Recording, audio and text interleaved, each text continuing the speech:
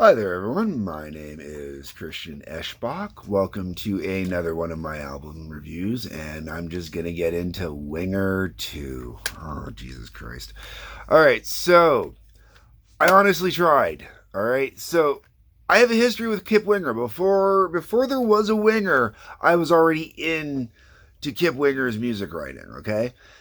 Kip Winger was bassist for Alice Cooper on the Constrictor album and the Raise Your Fists and Yell album. Both of those albums came out before this album. I only recently listened to this album. This came out of Tracy's collection. And I'm going to say right here, right now, I just. Wait, hold on. Before I even get into that, I want to point out that one of the musicians on this album is Reb Beach. I've also seen Reb Beach playing with Alice Cooper live. Fantastic musician. Two respected musicians I respect from Alice Cooper on one album. You think it would have been more enduring to me than it was. No. I really. Okay, so I delayed on listening to this because I knew I wasn't a huge fan of Winger solo. I know there's one or two songs out there that I don't mind, but for the most part, Kip Winger as a solo musician doesn't work for me. Way too stock 80s glam. Look at that frigging hair that says everything, okay? You know, I mean, there's, no, no. All right. So, the album, if you are a fan of 80s glam, you will dig this album quite possibly. Like, so if you like Skid Row, there's a chance you'll like this. If you like Motley's technically heavy compared to this, you know. So I don't want to say Motley. Definitely Def Leppard, some Def Leppard feel in there, but none of the stuff on this compares to Def Leppard. You know, like there's a whole bunch of those bands that came out in that time period, you know, and this is definitely sounds just like every other one.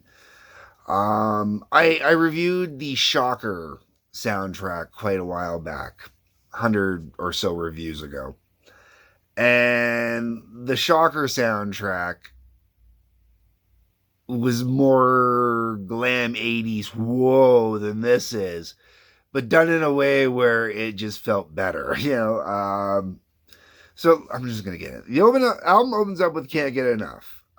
Good, strong opening to the album. It really is. It is a very stock song. It's a stock song even within this own album. Okay, you know, like not like it's 80s stock. Okay, it sounds like everything else that came out of the 80s for an album opener that's supposed to pump you up and get you going. Bon Jovi. That's it. Slippery When Wet Bon Jovi, man. And Bad Medicine, whatever album. New Jersey. That was the album. Those two albums. If you took all the good rock songs off those, and then you know just a couple of the ballads, not so many of them, sprinkle them in, that would be this album. Okay, all right. So I can't get enough.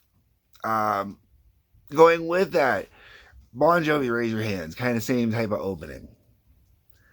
Loosen Up.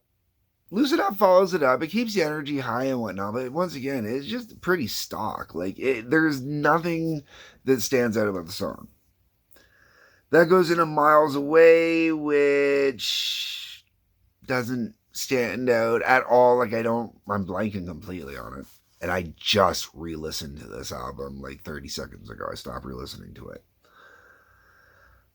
Easy Come, Easy Go. Big ass arena rock kind of sound on here. Was never going to be an arena rock song. Just no. They tried too hard. Rainbow in the Rose. Interesting lyric. The song's interesting ish. Kind of stocky, kind of ballad, sort of. Ballad without being a ballad kind of tune. Not overly impressive. And the Day We'll Never See. Okay, so this was the first song that honestly started to kind of pop out at me on this album.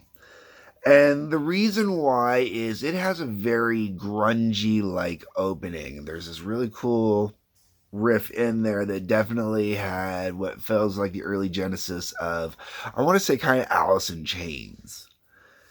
And the problem is they don't capitalize on it and they turn it back into a 80s glam tune. Under One Condition kind of does the same thing as well, I found.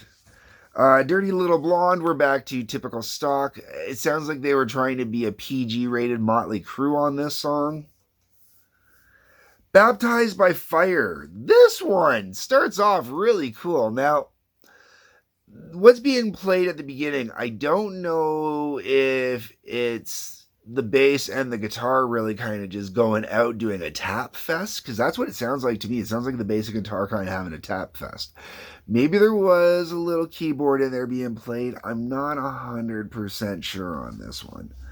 But it sounds really, really cool. And I hope it isn't studio production or whatnot. I hope it is a tap fest between guitar and bass. Then it goes into the rest of a stock song. But it's not a bad tune. The whole way around, it's not too bad. You Are the Saint, I Am the Sinner. Okay, so this is... I swear to God, there was a variation of it on the Shocker soundtrack that I mentioned earlier. And it feels like they totally ripped it off from there.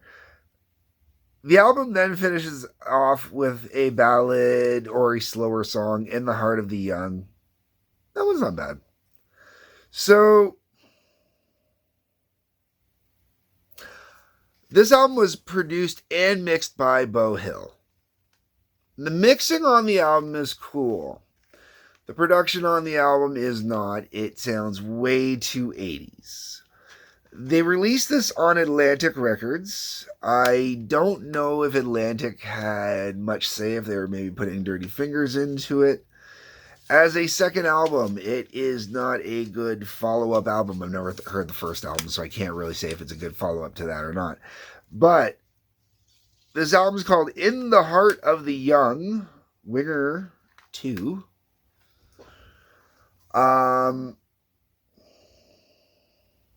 I wouldn't recommend it to anybody. I honestly wouldn't. If you are making some type of movie and you need some crap ass stock rock to put in the background,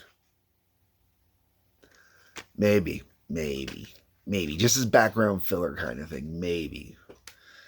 But no, like they're definitely, this album had some real potential. I think in a few songs. There's a few songs where it had some real potential, but they made it sound too much like the time period. It sounds too dated. It sounds too cliche. Lyrically, there really isn't much that really pops out. Like, it's got all the standard pops, hooks, choruses, stuff like that, but none of them really stand out. None of them really stick. It really is disappointing because I really do respect Kip Winger and some of the stuff that he's done. At least with Alice. Anyways, folks, that's my views on this album. Leave your views in the comment section. That's what it's for. Hit the like button, hit the subscribe button, hit the share button. I haven't done this much in the past, but we are in a new year now, so I'm going to start a new tradition where I am going to say, hit the Patreon link below. I am catching up on my Patreon. I'm posting everything in there. You know, if you just want to throw me $1, you know, I've got a thing in there where you can throw me $1 a month. Throw me $1 a month, you know, and that's $1 Canadian at that, you know. So if you're American, it's less than $1, you know. And for the amount of content I do in a month, why not? I think it's worth it. Anyways, yeah, so like button, subscribe button, share button, notification button, Patreon link. Otherwise, peace, love, and take care.